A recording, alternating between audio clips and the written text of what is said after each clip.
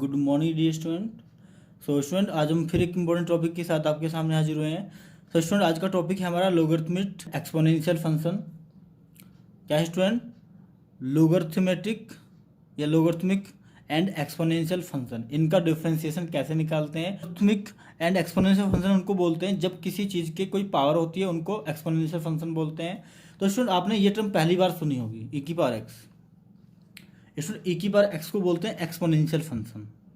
और जो लोग वाले फंक्शन होते हैं, ये लोग जो होता है, ये भी सुना होगा पहली बार शायद आपने, तो इसको लोगरिथमेटिक फंक्शन बोलते हैं। और इसके ई की पावर वाले को इसको एक्सपोनेंशियल फंक्शन बोलते हैं। यहाँ पे ई की पावर 2x भी हो सकता है, ई की पावर sin x भी हो सकता है, ई की पावर कुछ भी हो सकता है, फंक्शन होना चाहिए बट वो that should have function of x। उसका डिफ्रेंसिएशन अगर स्टूडेंट करते हैं तो वो सेम टर्म आती है। If you have the function of y, the function of x, y is equal to e की power x, what is x? Function of x। ठीक है, so what will be the differentiation of a की power x? तो answer है a की power x का differentiation बिल्कुल same ditto वही रहेगा जो कि होता है, जो कि ये टर्म होती है। एग्जांपल देखिए स्टूडेंट, अगर आपके पास कोई टर्म है ए की power t, if you have y is equal to e की पावर sin x, तो आपको dy dx फाइंड करना है। फाइंड dy dx, तो क्या करेंगे student? d upon dx, y की वैल्यू हमारी कितनी है? e की पावर sin x। ये तो आपको समझ आ गया ना। देखो e की पावर x, e की पावर क्या है? e की पावर में फंक्शन है हमारा, कुछ भी फंक्शन हो सकता है। कैसे करेंगे डिफरेंशिएशन? तो e की पावर sin x का डिफरेंस करेंगे स्टूडेंट, सेम टर्म आएगी बिल्कुल। फॉर्मूला क्या है हमारा? सेम टर्म, e की पावर sin x ही आ जाएगा differentiation. So what will be the differentiation of e की पावर sin x? तो डिफरेंशिएशन विल बी e की पावर sin x। क्या इनफ है ये? तो आंसर है दिस इज नॉट इनफ। हम हमेशा जब भी किसी का भी डिफरेंशिएशन करते हैं, उसके साथ साथ उसके एंगल का, उसकी पावर का, सब चीज़ों का करते हैं। ठीक है जी स्टूडेंट, हमने ई का तो कर दिया, अब इसकी पावर का भी करना पड़ेगा हमें, मतलब इनटू में d y upon d x भी करना पड़ेगा। सॉरी वाई नहीं, ये साइन एक्स भी करना पड़ेगा हमें। क्या आपको ये समझ आया? ठीक है, नहीं समझ आया स्टूडेंट कोई ज़रूरी नहीं है, अभी आपको समझ में आएगा। ई की पावर साइन एक्स तो लिख दिया हमने ऐसी का ऐसी, और d y d x sine x का कितना होता है स्टूडेंट? तो आंसर है कोस एक्स होता है। So this is the differentiation of e की पावर साइन एक्स। इस तरह से हम डिफ्रेंसिएशन को कंप्लीट कर सकते हैं। ठीक है जी स्टूडेंट, नेक्स्ट एग्जांपल देखते हैं, नेक्स्ट फॉर्मूला देखते हैं स्टूडेंट इसका हम। Next is if y is equal to log x। Student इसका और इसका बहुत ज़्यादा यूज होता है आपका मैथमेटिक्स में, बहुत ज़्यादा। तो इससे अच्छे अच्छे क्वेश्चन बनते हैं, अच्छे लेवल के क्वेश्चन आते हैं आपके। ठीक है, तो आपको अच्छे से इनको याद करना है। देखिए स्टूडेंट, सेकेंड फॉर्मूला है हमारा if y is equal to log x। अगर y की वैल्यू log x है, y is the function of x, लेकिन log x की टर्म में। लोग को स्टूडेंट पहली बार सुन रहे होंगे आप, शायद थोड़ा बहुत आपने स्टडी भी करा होगा, ज़्यादा डीप स्टडी नहीं करना, बट फॉर्मूले आपको याद होने चाहिए एटलीस्ट 2-3 इसके। ठीक है, तो if d y upon d x is equal to, तो स्टूडेंट वाई का वैल्यू पुट करते हैं log x। स्टूडेंट कितना होता है इसका डिफ्रेंसिएशन? सो आंसर है log x का डिफ्रेंसिएशन 1/x होता है। कितना होता है? 1/x होता है। अब स्टूडेंट याद रखना, हमने log x का पूरे का कर दिया, लेकिन अगर यहाँ पर x की जगह कुछ और टर्म है तो हमें उसका भी करना पड़ेगा। जैसे यहाँ पे e की पावर x था, तो हमने e की पावर e का तो कर दिया, e की पावर x आ गया। बट स्टूडेंट अगर इसकी पावर में कुछ और होता तो उसका भी करते, क्योंकि हमने इस x का भी कर रखा है, मैंने दिखाया नहीं है। e की पावर x का क्या, e की पावर क्या है? x है। x का अगर डिफरेंस करेंगे तो dx अपॉन dx 1 ही आता है, पता है आपको, इसलिए मैंने लिखा नहीं है, लेकिन करना पड़ता है, हमें ध्यान रखना। ठीक है, तो यहाँ पर भी हमने लिखा नहीं है, x का करना पड़ता है, x का भी हमें, लेकिन लिखा नहीं क्योंकि x सिंपल टर्म है। अगर log x की टर्म में कोई टर्म है तो उसका डिफरेंशिएशन 1/x होता है, ये वाली वैल्यू अपॉन में चली जाती है, बस सिंपल होता है। कैसे सिंपल आते हैं क्वेश्चन? नहीं आते हैं ऐसे सिंपल। देखिए कैसे क्वेश्चन आते हैं स्टूडेंट। सो स्टूडेंट एग्जाम्पल देखते हैं, let y is equal to, हम किसका पढ़ रहे हैं example? Second, y is equal to log x का अगर डिफ्रेंशिएशन आपके लिए करने के लिए आता है तो आप कैसे करेंगे? ठीक है, तो सिंपली आप क्या करेंगे, अगर आपके पास डिफ्रेंशिएशन करने के लिए कोई फंक्शन है y इज इक्वल टू, ये सेकेंड एग्जाम्पल है, इस वीडियो का, ठीक है। तो वाई इजिकल टू आपके पास दे रखा है, मान लेते हैं लोग एक्स स्क्वायर दे रखा है, मान लेते हैं you have function y equal to log x square, so what will you do. So answer है डिफ्रेंशिएट करेंगे, if y equal to this then find, क्या फाइंड करना है आपको, d y upon d x, you have to find d y upon d x. तो देखिए क्या करेंगे, सबसे पहले d y upon d x लिखेंगे, differentiation of y with respect to x बराबर D y upon d x, y की value put करेंगे लोग एक्स स्क्वायर, ठीक है। एंड अगर लोग एक्स का डिफ्रेंशिएशन आपसे करना होता है तो क्या आता है, 1/x आता है, ठीक है।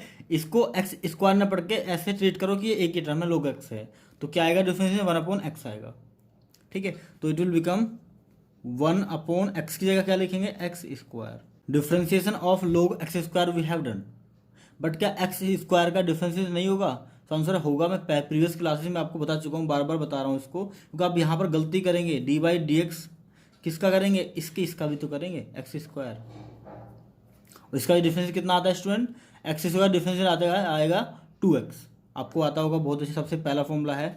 सो 2x अपॉन में क्या है, एक्स स्क्वायर, एक्स से एक पावर कैंसिल, ऊपर बचेगा 2, नीचे बचेगा स्टूडेंट x।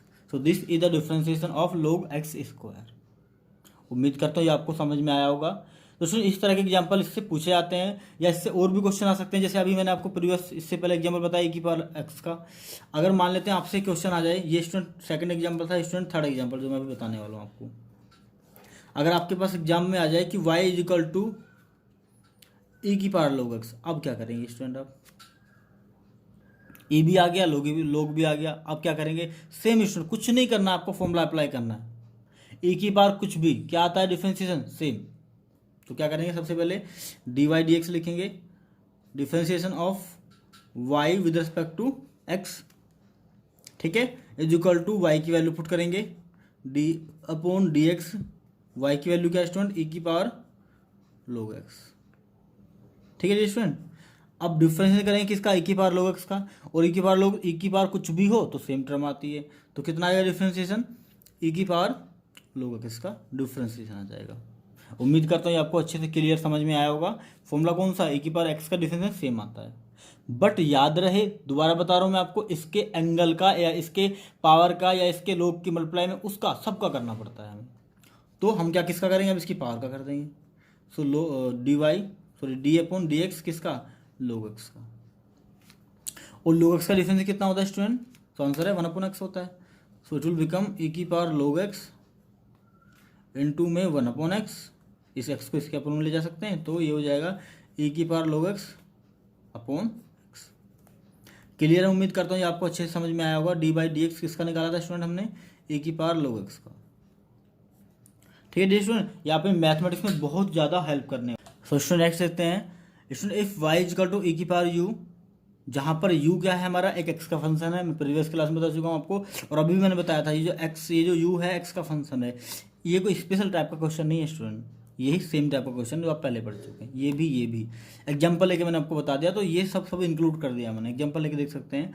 अगर e की पावर u कोई आपके पास फंक्शन है y का, और आपको इसका डिफ्रेंशिएशन करना है, तो e की पावर u का तो आप एक बार करेंगे, e की पावर u जाएगा, उसके बाद उसके जो पावर में है उसका भी तो करेंगे, यही तो करता आ रहा हूँ मैं अभी तक, तो कोई स्पेशल चीज़ नहीं है। जैसे एग्जाम्पल देख सकते हैं, आपको find the d y upon d x find करना है, जबकि y इजिकल टू 3 ई की पावर 7x है, तो 3 को तो बाहर रखें, कॉन्स्टेंट टर्म है, 3 को बाहर रखा, डिफरेंस किया d y d x, d 3 की power 7x upon d x, 3 बाहर रखा, अब ई की पावर 7x का तो ई की पावर 7x आ जाएगा, 3 तो बाहर था, मल्टीप्लाई में है ये, और 7x का दोबारा से करेंगे तो कितना आएगा, x का 1 आ जाएगा, 7 बचेगा, और 7 3 जा 21 ई की पावर 7x, ठीक है। खुद से सोल्व करके देखना है, आपको बहुत अच्छे से आता होगा, बहुत अच्छे से, ठीक है। कोई स्पेशल चीज़ नहीं, जो मैं बता करा चुका हूँ आपको, ये वाले इससे भी अच्छे लेवल के क्वेश्चन है, बहुत अच्छे लेवल के हैं, ठीक है। सेकंड पार्ट देख सकते हैं इसका, y इजिकल टू ई की power x square plus 3x, अगर आपके पास है तो क्या करना है, पहले ई की पावर x का कर लेंगे, सेम टू सेम आ जाएगा, उसके बाद इसकी पावर का कर लेंगे, सिंपल सी बात है। इसकी पावर का कितना आ जाएगा, एक्स स्क्वायर का 2x आ जाएगा, और 3x का 3 आ जाएगा, so this will the differentiation of e की power x square plus 3x। Simple है बहुत ज़्यादा, आपको उम्मीद करता हूँ बहुत अच्छे से क्लियर समझ में आ रहा होगा। ठीक है dear student, so next formula is if y is equal to a की पावर x। अब स्टूडेंट यहाँ पर a जो है वो कांस्टेंट टर्म है, ध्यान रखना a इज कांस्टेंट हियर। कैसे कांस्टेंट है? a 10 5 2 7 8 9 कुछ भी हो सकता है। उसकी अगर पावर वेरिएबल है, ये तो power is variable of constant term. अभी तक हमने क्या किया, x की पावर n क्या थी? नंबर था, कांस्टेंट टर्म थी, और x क्या था? वेरिएबल था। मतलब वेरिएबल की टर्म कांस्टेंट हो सकती थी। अब उल्टा हो गया, कांस्टेंट की टर्म वेरिएबल हो गई, तो इसका डिफरेंस कैसे करेंगे स्टूडेंट? तो इसका डिफरेंस करने के लिए स्टूडेंट क्या करते हैं क्या करते हैं, d y equal to d y upon d x is equal to a की power x log a। Student इसका इस्तेमाल बहुत ही रेयर केस में आप करेंगे, बहुत ही रेयर केस में, बट याद रखना कि इसको टर्म को सेम लिखेंगे, उसके बाद इसका log a हो जाएगा। एग्जाम्पल्स के लिए मैं आपको बताता हूँ। आपके पास मान लेते हैं स्टूडेंट एग्जाम्पल नंबर 4 है, आपके पास स्टूडेंट मान लेते हैं y इज इक्वल टू 10 की पावर x। इसका आपको डिफरेंशिएट करना है, y इज इक्वल टू 10 की पावर x। तो क्या करेंगे स्टूडेंट, फॉर्मूला क्या है हमारा? फॉर्मूला है dy अपॉन डी एक्स बराबर d upon d x, y की जगह रखेंगे 10 की पावर x। अब इसका जो इंटीग्रेशन डिफरेंस होता है कितना होता है स्टूडेंट? तो आंसर है इसका डिफरेंशिएशन a की पावर x, मतलब सेम टू सेम 10 की पावर x इनटू में log a। log a मतलब स्टूडेंट log 10, क्योंकि a की वैल्यू 10 है इसमें और x की वैल्यू x है। सो 10 की power x into log x log 10। अब स्टूडेंट यहाँ पर एक e लिखा होता है, इस e का मतलब होता है स्टूडेंट बेस। क्या मतलब होता है इसका? बेस, कि इस log का बेस 10 है।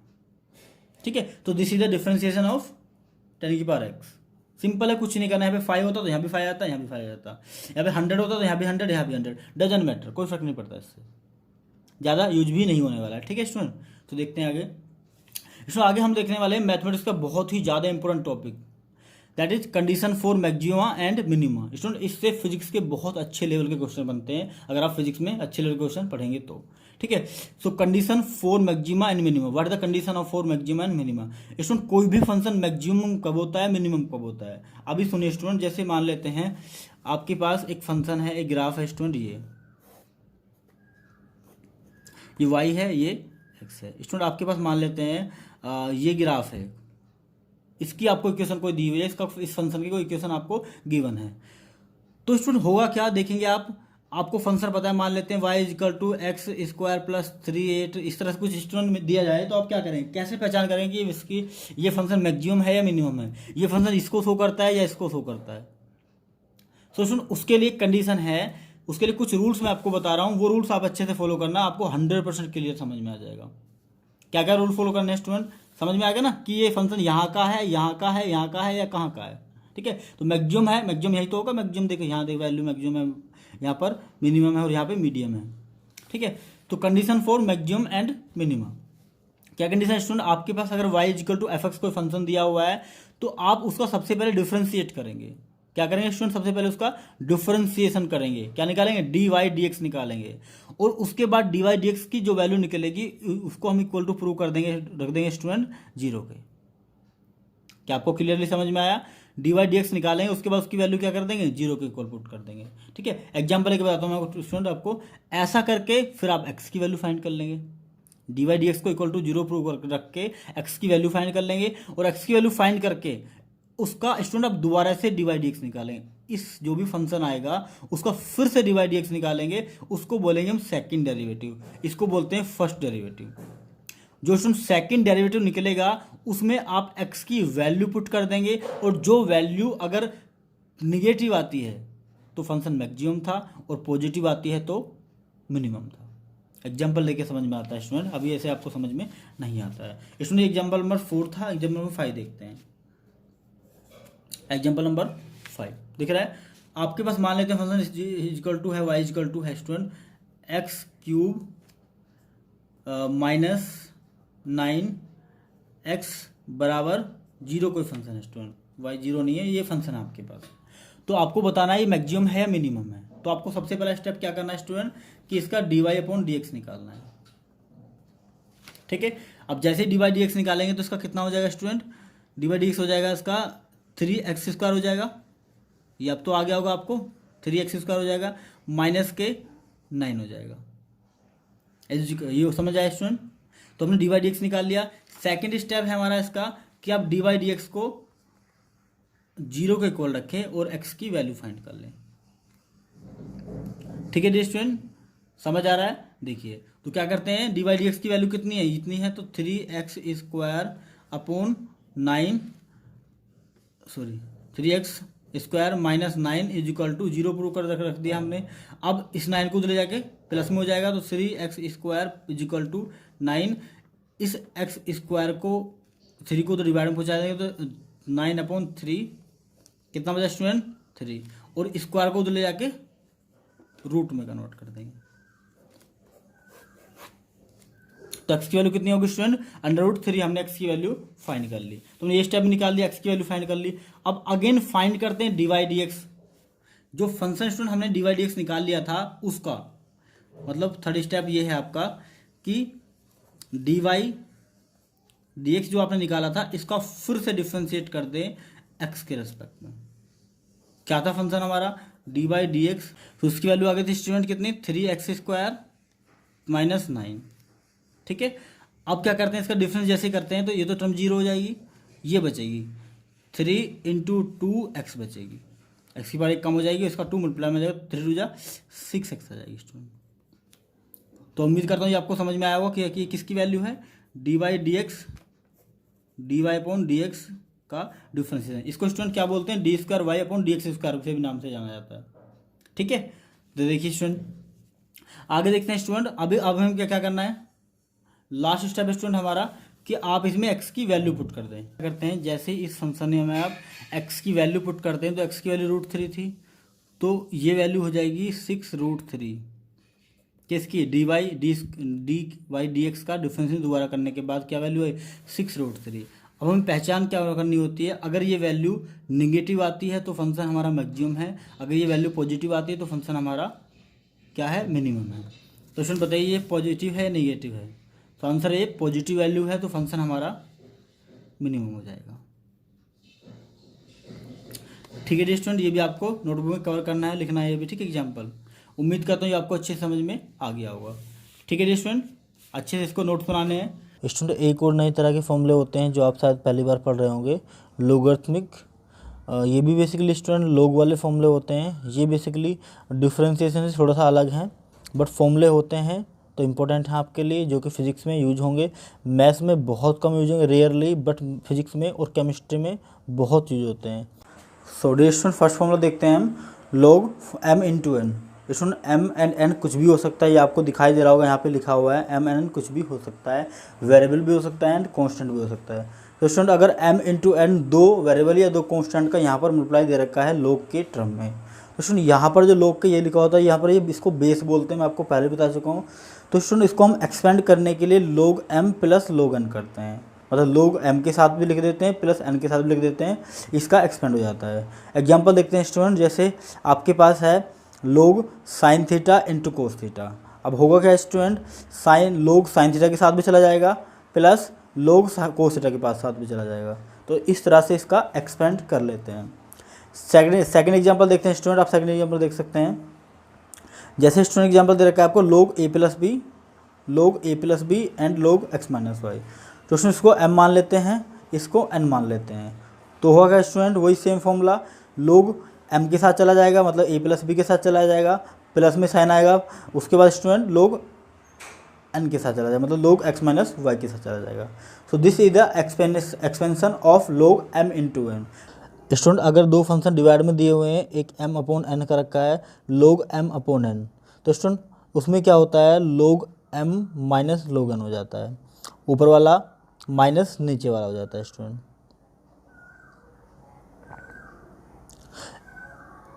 सेकंड देखते हैं student, if you have given a function log m/n, अगर आपको फंक्शन स्टूडेंट इस फॉर्म में दिया हुआ है तो student log m - log n इसका एक्सपेंड हो जाएगा, कि जो ऊपर वाला फंक्शन है वो log के साथ जाके माइनस में, नीचे वाला फंक्शन माइनस में आ जाता है। यहाँ पर भी स्टूडेंट ये चीज़ याद रखना, एम और एन क्या हो सकते हैं, कॉन्स्टेंट वेरिएबल कुछ भी हो सकते हैं। एग्जाम्पल देखिए स्टूडेंट, जैसे log a plus b upon a minus b, ये स्टूडेंट m है, ये स्टूडेंट n है, तो क्या हो जाएगा log m क्या है student a plus b, so log a plus b minus log a minus b, क्योंकि ये n माना है हमने और ये m माना है, तो log m minus log n। ठीक है, सेकेंड एग्जाम्पल देखते हैं स्टूडेंट, log 17 अपॉन 35, तो देखिए इधर स्टूडेंट ये m मान लेते हैं, ये n मान लेते हैं, तो log m minus log n, मतलब log 17 minus log 35। Next formula देखते हैं, log m की पावर n। स्टूडेंट आपको यहाँ पे क्लियरली मेंशन है कि यहाँ पर m तो है ही है, एक फंक्शन होगा, उसकी पावर में भी कोई फंक्शन है, या तो एक कॉन्स्टेंट हो सकता है या वेरिएबल हो सकता है। तो इस कंडीशन में क्या होता है स्टूडेंट, जो n होता है वो मल्टीप्लाई में आ जाता है और m उसके फंक्शन में एज इट इज रहता है, मतलब जो पावर होती है वो बाहर आ जाती है, लोग से बाहर, लोग से फ्री हो जाती है, ये समझ सकते हैं हम, जो पावर हो जाती है वो लोग फ्री हो जाती है।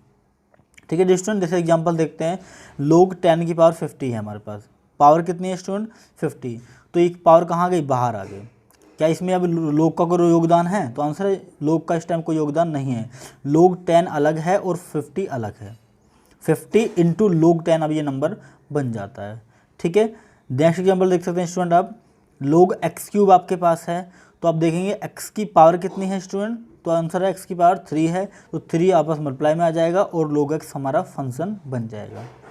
ठीक है स्टूडेंट, इसमें एक इंपॉर्टेंट चीज़ आप याद रखना, पावर हमेशा log के बेस की होनी चाहिए, उसकी जो पावर होती है वो मल्टीप्लाई में आती है। कभी ऐसा मत कर देना कि log x का क्यूब दे रखा है हमें तो ये पावर मल्टीप्लाई में आ जाएगी, नहीं, ऐसा नहीं होता है, कभी भी ध्यान रखना।